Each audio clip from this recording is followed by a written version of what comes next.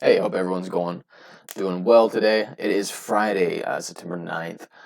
Real quick, I'm going to go over Tracy Shuchart's energy and materials for this week. Hope you guys have had your coffee. I have not had mine yet. I'm gonna run to grab some after this. And my dog may start playing with his squeaky toy. So, fair warning. All right. So, LNG, liquefied natural gas. So, if you haven't heard in the news, Russia did something big, and we're going to get into that. Um, G7 announces price caps on Russian oil, right? So the G7 is basically a community of countries, mostly European, and they're imposing price caps on Russian oil, saying, "Hey, we'll only pay you this much for your oil," and it's because of Russia's war with Ukraine. Um, the G7 groups of countries are United States, Japan, Canada, Germany, France, Italy, and the UK. Right? And now that, but they're banning the provision of series which enable maritime transportation of Russian origin crude oil and petroleum products, right? They're basically trying to economically force Russia to stop their war. So what does Russia do? Russia shuts down Nord Stream 1. That is basically a pipeline that runs from Russia across Europe, mostly to Germany, or at least Germany is a very large consumer. But uh, what Russia has done, they have been, I don't know how they set, I can't see them not setting this up on purpose, but what they did is they convinced all of Europe to get oil and gas just from them, or them to be the dominant supplier, like 70% or more. And so now they're not getting it anywhere else. They've shut down their nuclear. They have 70% of their energy or so comes from Russia, if not more. So when Russia turns the taps off, bad things start to happen. Right? Kind of like that squeaky toy that my dog's got. Like, bad things start to happen. Anyway, all right.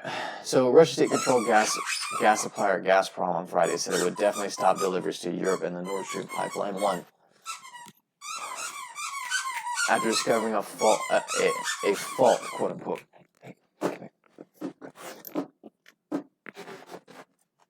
The announcement came out. G7 member countries said they would attempt to price cap Russia.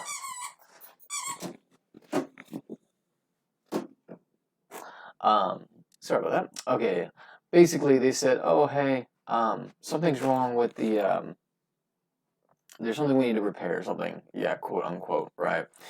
Um, and then Tracy earlier said that price caps won't work. What happens with price caps are basically one of two things, right? But they all kind of come in the same thing. Suppliers stop supplying as much because they're like, "Hey, there's no point because instead of making $10 or whatever a unit, the government says we can only make 6, and our profit margins are 40%. So we're just going to do as much as we need to get through this, and that's it." Or what they do is they start to find other suppliers or other buyers, right? In this case, Russia shut it down, and they're going to other buyers. Regardless, the end result is shortages for the people that try to put price caps on. So this one's a little funnier because, as she says, price caps to Russia aren't enforceable. Um, Other countries don't have sanctions. They don't have to follow what you said. In other words, Russia can just sell it to China, and China sells it back to the G7 countries. And that's what they've been doing. So Russia sells it to China at, like, if say gas or oil is $100 a barrel, they'll sell it to them for 70, maybe $80, and then China will just sell it right back to the U.S. countries at $100 a barrel. China makes 20%, Russia 20-30%. Russia gets their oil sold. I mean, it's just like, okay. And then basically Russia says it's gonna not sell to countries with price caps. India is providing a safety certification through a class for ships managed by Dubai and the Russia. So India is helping Russia with their ships and to send it out, right?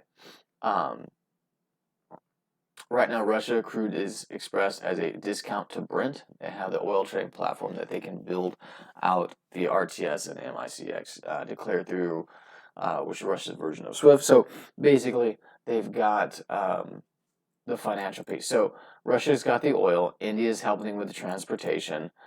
They've got the financial part of it, like, hey, how do we transact, right?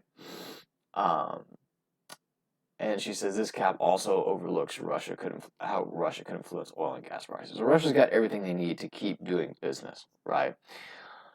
Really, Russia could opt to cut off the EU and NATO and shut some production, thereby raising global prices, just as they did with the EU and gas relations this weekend. And in addition, this G7 statement is very vague as to what the exact mechanism could be. In line with our extensive and ongoing engagement with a diverse group of countries and key stakeholders, we invite all countries to provide input on the price caps design and to implement this important measure. All right, more trouble. Yesterday, Russia reiterated threats to halt energy supplies to any country that enacted price caps on any energy. This includes oil products, natural gas, and coal. Russian President Vladimir Putin says G7 oil price cap would be an absolutely stupid decision. We will not supply anything at all if it is contrary to our interests, in this case, economic interests, he said. No gas, no oil, no coal, no fuel oil, nothing. Hours later, President von der Leyen gave a speech on energy and said that the EU will propose a cap on Russian gas. One can only assume that they know this will cut them completely off from Russia's supply, forcing them to buy more cargoes from Asia and the U.S. All right, so basically, they said, hey, we're going to do this. Putin said, that's absurd. We're going to cut it all off. And then they did it. And then Putin cut them off. But, you wonder how these things work out sometimes, How did we get here? How did we get here? However, there's a global crunch on LNG tankers right now. It's getting harder to find tankers, and costs for charters are skyrocketing and only expect to increase as we head into fall-winter heavy demand session. This is going to be a problem for Europe getting supplies. All right, so what is that? Okay. Let's go to the next paragraph. Platza says that LNG day rate vessels in the Asia Pacific that were $105,000 a day, September 6th, up from $30,000 a day February 24th, when Russia invaded Ukraine. These prices are expected to increase over $400,000 a day for round voyage in the winter. These costs keep LNG prices elevated. So, what does that mean? What she's talking about is tankers. LNG is liquefied natural gas, so you can actually take natural gas, which is a gas, and then you compress it down to a liquid form. You put it in a tanker and you ship it over, right? Well, these tankers we're a little short on tankers for the amount that Europe needs, right? Because they're not going to get it through that pipeline from Russia because they're cut off, so they're going to have to get it from most likely North America. However, Asia could be part of it as well. So this is big. And she gets into it. The LNG tanker market could be a very solid play as we head into the fall and winter, where LNG demand is only set to increase in the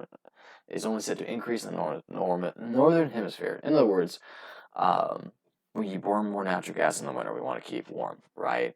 There's already a tight restraint on supply, and especially supply of tankers to move it, right? So she said, hey, it may be a good play to buy some stock in tankers or something. Tankers take quite a bit of time to build, so we're not going to get a lot, or if any, new ones. Tickers to watch, this is her suggestion, not mine, not financial advice. GLNG, TGP, and GLOG. So I'm actually going to start watching these guys. They said it may come up to $400,000 a day per tanker, maybe round trip. I'm not sure, but if it goes up half that, I mean, just swing trade it would be a great one. Again, not financial advice. I talked about aluminum. We're not going to go through that. Russia risks. Let's see here. We're going to go back down to crude oil. Yeah. I'll let you read the stuff about the other commodities. Crude oil. Although we have seen a sharp pullback in crude oil, mostly due to China lockdowns, more Russian oil in the market than anticipated, and energy crisis fears the shutdowns of Europe. In other words, Russia, they're putting more in the market. We thought they would halt everything, that the sanctions would work. Turns out that now they're just backdooring it. But what they're probably doing is they're probably selling more to make up for it. So if oil's $100 a barrel, they can sell to China for 70, 80. They're going to sell, 10 or 20% more if they can, right? And China and India or other countries are happy, one, because they're getting it at a discount price. Number two, if they have a surplus or they need money, well, they'll just sell it to the Americans and make 20, 30%. I mean, this is horse trade. This is horse trading at its best. And this is all because of these sanctions that our leaders did not think out. They put on them. Again, sanctions don't hurt the high upper class. They don't hurt the ones who make the sanctions. They hurt the common person. They hurt you and me. Or I'm investing in oil, so it's not hurting me too bad. All right. But energy crisis fears of shutdown in Europe. SPR releases are due at the end of October, and Xi, over China, is expected to reopen China after the People's Party Congress that begins in October 16th. So you've got this weird thing of China shutting down, right? So they're not going to use a lot of energy in their manufacturing. You have more Russian oil than expected. You've got energy crisis fears in Europe that'll just shut things down, right? And you've got this special petroleum reserve releases. So you've got a whirlwind of stuff pushing oil and gas down, quote unquote, right? The thing is, it's quote unquote pushing it down, but oil's still at like $80 a barrel, right? Or maybe it's flirting between 85 and 90 last time I checked. But yeah, so, and that's not a low amount for oil. That's accurate. Low amount for oil is like 35 to 45. That's low oil, right? It's double that right now. So, what's going to happen when these things change? And she's got a little nice chart for it and everything like that. But you have to ask yourself, what's going to happen when these things change? Okay? So, well, I'll tell you right now, it's going to go up as a hockey stick, right? All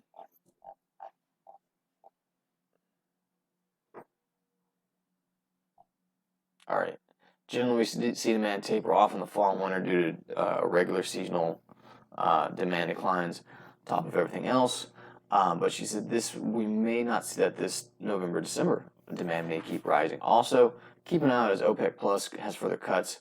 This week they cut 100,000 barrels, which is largely symbolic that they can't meet the current outputs, and sends a key message to the market act. So I've been telling people a lot this oil and gas is going to go up. Like OPEC is cutting back; they can't produce as much. China will reopen. The SPR will stop putting 2 million barrels on the market a day, and they'll start pulling off 2 million, which is a difference of 4. And we've got the energy crisis in Europe that's brewing, right? So things are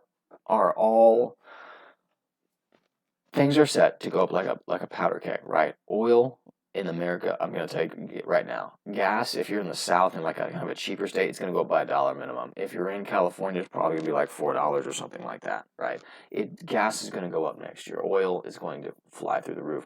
Natural gas is flirting with $10 a unit. Normally, it's around $3, give or take, right? So it is already high and expected to go higher because of all this. So my point is this. As I tell people, we always invest in gas. You will always invest in oil and gas. Either you're going to use it at the pump, you're going to pay for it at the pump, or you're going to get a check into your account every month. So everything is set for this stuff to fly through the roof next year. I'm encouraging you, again, not financial advice, but I'm saying that what I'm doing is I'm investing in oil and gas pretty largely right now. Energy sector in general. All the big boys are doing it. Warren Buffett,